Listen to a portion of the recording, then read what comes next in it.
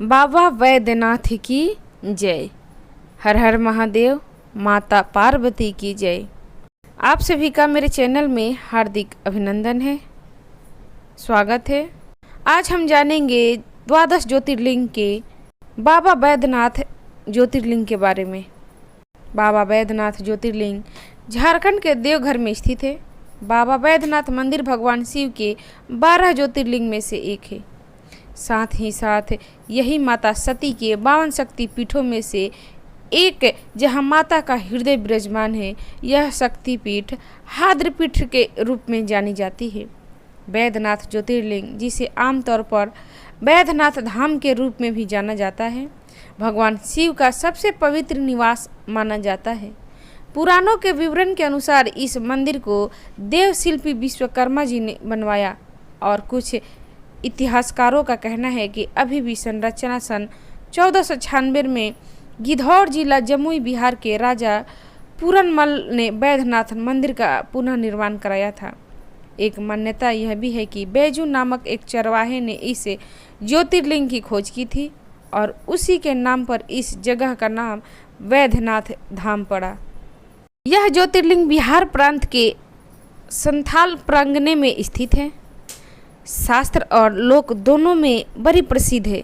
इसकी स्थापना के विषय में यह कथा कही जाती है। एक बार राक्षस राज रावण ने हिमालय पर जाकर भगवान शिव का दर्शन प्राप्त करने के लिए घोर तपस्या की कि एक एक करके अपने सिर काटकर शिवलिंग पर चढ़ाना शुरू कर दिया।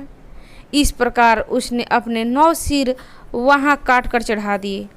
जब वह अपना 10वां सिर, अंतिम सिर काटने चढ़ाने के लिए उद्धत हुआ, तब भगवान शिव अति प्रसन्न होकर संतुष्ट होकर उसके समक्ष प्रकट हो गए। शीश काटने को उद्धत रावण का हाथ पकड़कर उन्होंने उसे ऐसा करने से रोक दिया। उसके 9 सिर भी पहले की तरह जोड़ दिए और अत्यंत प्रसन्न होकर उससे वर मांगने को कहा।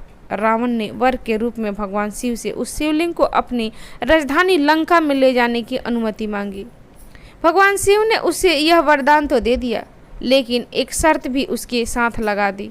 उन्होंने कहा, तुम शिवलिंग ले जा सकते हो, किंतु यदि रास्ते में इसे कहीं रख दोगे तो यह वहीं अचल हो जाएगा, तुम फिर इसे उठा नहीं सकोगे। रावण इस बात को स्वीकार कर उस शिवलिंग को उठाकर लंका के लिए चल पड़ा। चलते चलते एक जगह मार्ग में उसे लघु शंका करने की आवश्यकता महसूस हुई। उस शिवलिंग को एक अहिर के हाथ में थमाकर लघु शंका के निर्वृत्ति के लिए चल पड़ा।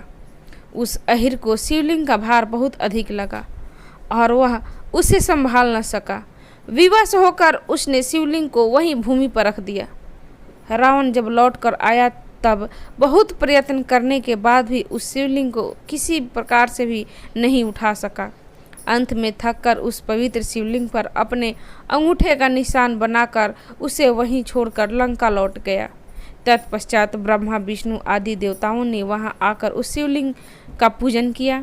इस प्रकार वहां उसकी प्रतिष्ठा कर वे लोग अपने अपने धाम को लौट गए।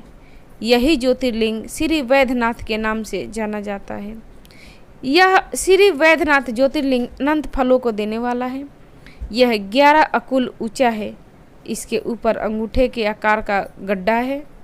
कहा जाता है कि यह वही निशान है जिसे रावण ने अपने अंगूठे से बनाया था। यहाँ दूर दूर से तीर्थों का जल लाकर चढ़ाने का विधान है। रोग मुक्ति के लिए भी इस ज्योतिर्लिंग की महिमा बहुत प्रसिद्ध है। पुराणों में बताया गया है कि जो मनुष्य इस ज्योतिर्लिंग का दर्शन करता है, उसे अपने समस्त पापों से छुटकारा मिल जाता है। उस पर भगवान शिव की कृपा सदा बनी रहती है। दैविक भौतिक कष्ट उससे पास भूल कर भी नहीं आते। भगवान शंकर की कृपा से वह सारी बाधाओं, समस्त रोगों, शोकों से छुटकारा पा जाता है। उस परम शांतिदायक शिव धाम की प्राप्ति होती है।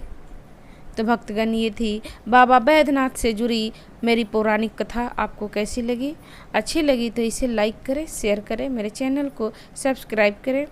कथा सुनने के लिए आप सभी का धन्यवाद। नमस्कार। बाबा वैद्यनाथ की जय।